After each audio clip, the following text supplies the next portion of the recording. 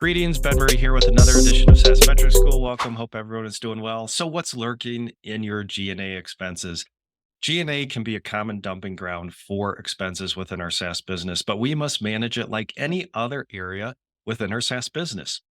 So, what is G&A? Well, it stands for General and Administrative. And if we look at our properly formatted SaaS P&L, it's usually that last department or category on our P&L in the OpEx area.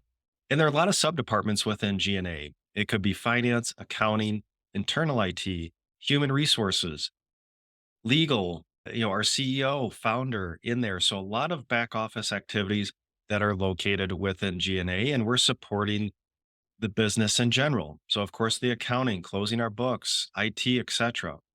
So within G&A, we have to manage this just like any other cost center or department within our SaaS business.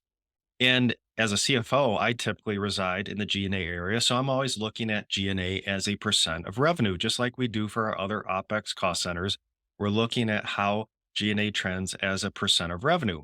And of course, we expect it to get more efficient over time.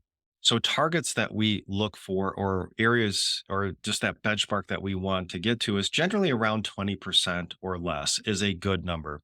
And that's usually at scale, but early stage SaaS, commonly I see G&A as a percent of revenue in the 30s, and then getting into the 20s. And then if we can get it below 20, that's great. So we want to see efficiency in the G&A area, just like any other area in our business. Of course, we have to invest in this area. A lot of technology going on in accounting, invoicing, revenue recognition, contract management, whatever it might be.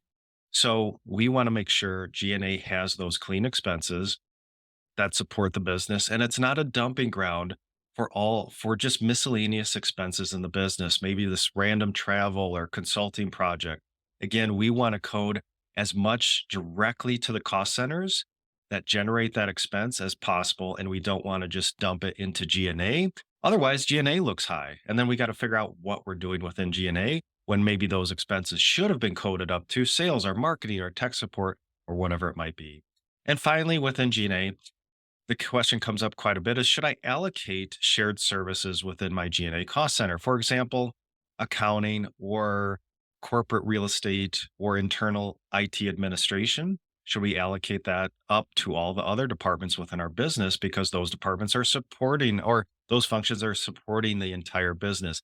And I commonly don't see that in private SaaS, say less than 20 million or even less than 30, but maybe, it's hard to put an AR number, but maybe 30, 40 million and above, you do start seeing allocation of those shared services to all the other departments. Now, when I've worked in billion-dollar companies, we had big shared services areas, and those were allocated as corporate overhead allocation to all the business units within that company. So we had what we called, close to a fully burdened P&L for each business unit.